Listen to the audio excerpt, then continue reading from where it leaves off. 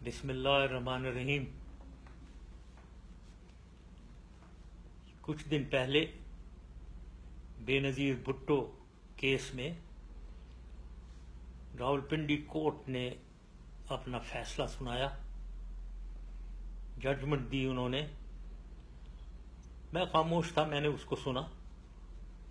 گو ہر ایک پاکستانی کو اس کے اوپر گلہ اور تشویش ہے، کیونکہ جو دو بہترین پولیس آفیسر یعنی ڈی آئی جی سعود اور ایس پی خرم شہزاد، ان کو تو 17 سال سزا مل گئی، اور جو دہشت گرد اصلی دہشت گرد تھے جیل میں بند 5، ان کو چھوڑ دیا گیا۔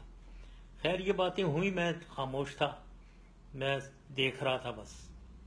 لیکن ایک دن پہلے یہ آصف زرداری نے یہاں سے ایک ریمارک پاس کیا، ایک خبر نکالی اور مجھے ایکیوز کیا ہے کہ میں بائی نیم، یعنی میں نے بے نظیر بھٹو کا قتل کیا، میں بے نظیر بھٹو کا مرڈرر ہوں۔ یہ پہلی دفعہ اس نے بائی نیم مجھے کہا ہے، یعنی مجھے للکارا ہے اس نے۔ یہ میرے برداشت کے باہر تھا، تو میں نے سوچا مجھے اب اس کا جواب ضرور دینا چاہیے، تو لہٰذا میں اس کا جواب دینا چاہتا ہوں۔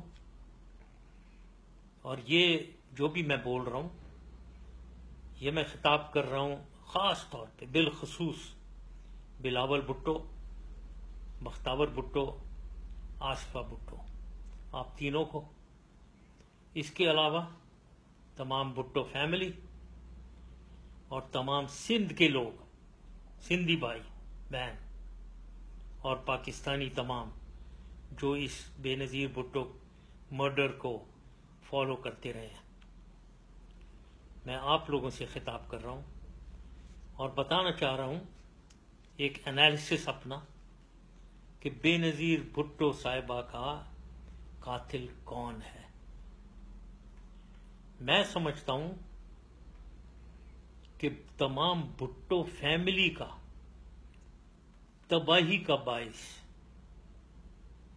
اور بھٹو فیملی میں مرتضی بھٹو اور بے نظیر بھٹو کے مرڈر کا ریسپانسبل، ذمہ دار ایک آدمی ہے، آصف زرداری۔ دونوں کو اس نے مرڈر کروایا ہے۔ مرتضی بھٹو کو جو اس نے مرڈر کیا،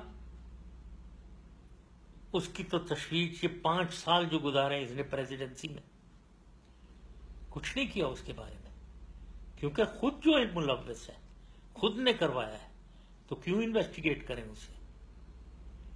اب بے نظیر بھٹو کے کیس پہ آ جاتے ہیں۔ مجھے نام لینا میرا، سب سے پہلے جب کوئی مرڈر ہوتا ہے تو اس میں دیکھا جب یہ چاہیے دیکھنا چاہیے کہ فائدہ یا نقصان کس کا ہوا۔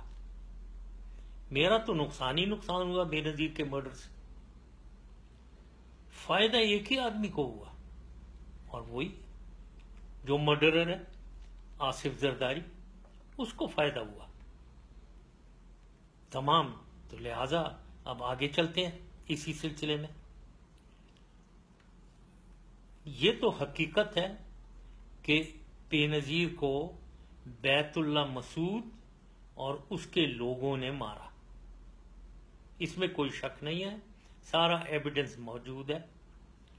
لیکن دیکھنے کی چیز یہ ہے کہ اس مرڈر کے، یہ بیت اللہ مسعود کے پیچھے کون تھا؟ کیا کوئی ایسا شخص تھا جو سازش کر کے بیت اللہ مسعود کو اس نے یوز کیا اور مرڈر کروایا؟ یہ دیکھنا ہے۔ اب میں اپنے بارے میں کہنا چاہتا ہوں، میں تو بیت اللہ مسعود تو میرا دشمن تھا، میرے اوپر اٹیک کروا رہا تھا، اور میں تو اس کو مروانا چاہ رہا تھا۔ حکومت پاکستان اس کو مارنا چاہ رہی تھی، اور میں چاہتا تھا اس کو ختم کیا جائے، تو میرا تو اس سے کوئی تعلق ہو ہی نہیں سکتا۔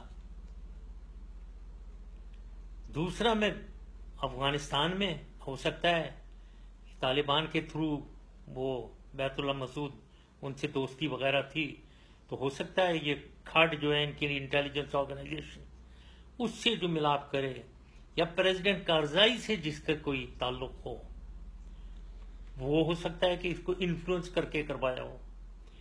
دونوں میں میرا کوئی وہ نہیں ہے۔ میرے پریزیڈنٹ کارزائی سے بڑی کشیدگی تھی، تو میں ان سے کوئی کام نہیں کروا سکتا تھا، تو لہذا مجھے تو ڈالنا کہ میں مرڈر ہوں، میرا تو کوئی دور پرے سے بھٹک کے پاسبلٹی نہیں ہے، نہ میرا کوئی فائدہ ہوا، میرا نقصان، نہ میرے کوئی ایسی لوگ میرے پاس جو میں بیت اللہ مسعود کو انفلوئنس کر کے مرڈر کرواؤں۔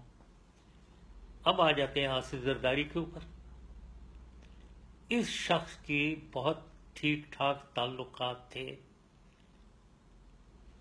پریزیڈنٹ کارزائی کے ساتھ، اور میں آگے اور ادھر ان کے تھرو ظاہر کھڈ ان کے انٹیلیجنس آرگنائزیشن، اور بھی ایک شخصیت جن کا میں نام نہیں لینا چاہ رہا ہوں، امپورٹنٹ شخصیت وہاں تھی جو انفلوئنس کر سکتی تھی، لیکن ان کا میں نام نہیں لینا چاہ رہا ہوں۔ یہ پاسبلٹی بالکل ہے کہ یہ بے نظیر کے مرڈر کی سازش بیک گراؤنڈ میں آصف زرداری اور یہ افغانستان میں ملوث سینئر امپورٹنٹ لوگ شامل تھے۔ اب آتے ہیں سوال اس کے کہ وہاں کیا ہوا۔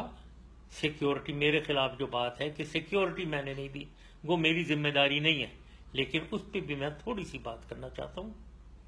پہلے تو دیکھنا یہ ہے، وہ جو بلٹ پروف بام پروف گاڑی ہے جس میں بے نظیر صاحبہ بیٹھی تھی، اس کے چھت پہ یہ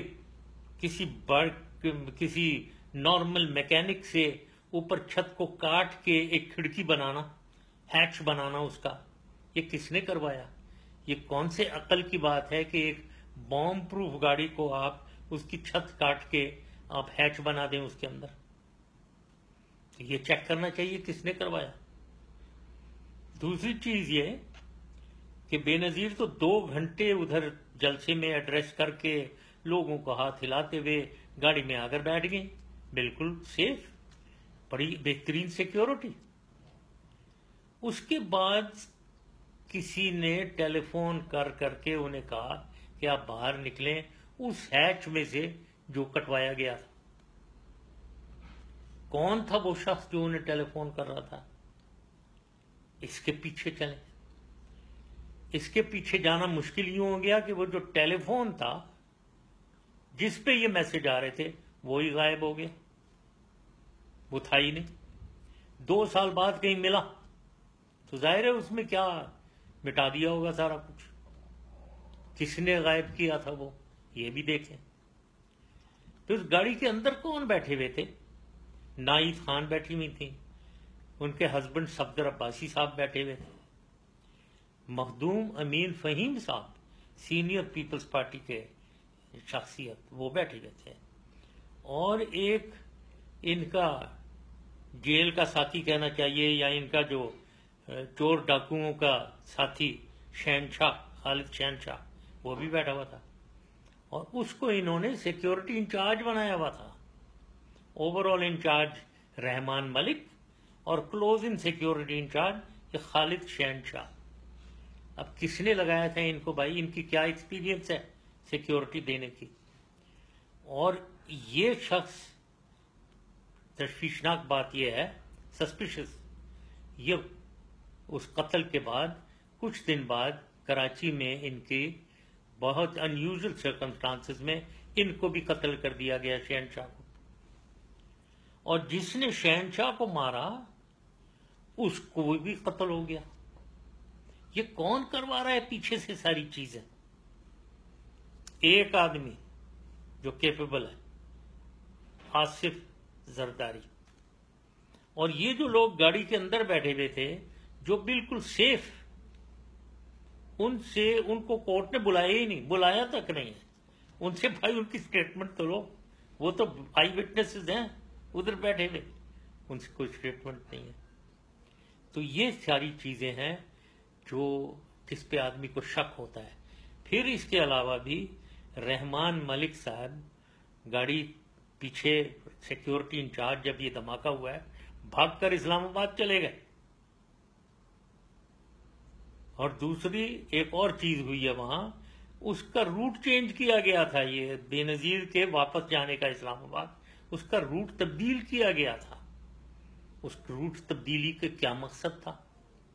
अब ये सारी चीजें हैं जो इन्वेस्टिगेशन के काबिल हैं, ताकि असली मर्डरर को पिन पॉइंट किया जाए।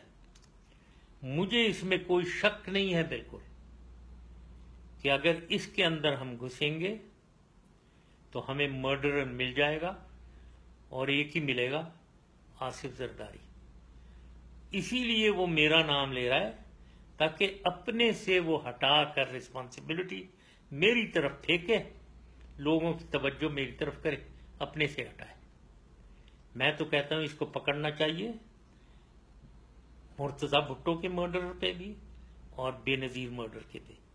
यही मैंने कहना था, और मुझे उम्मीद है बिलावल, आसफा और बख्तावर, आप तीनों सुन रहे होंगे, और अगर खुले दिल और दिमाग से आप सुनेंगे तो मैंने जो कुछ भी कहा है उसकी लॉजिक आप समझेंगे। Thank you very much. खुदा हाफिज।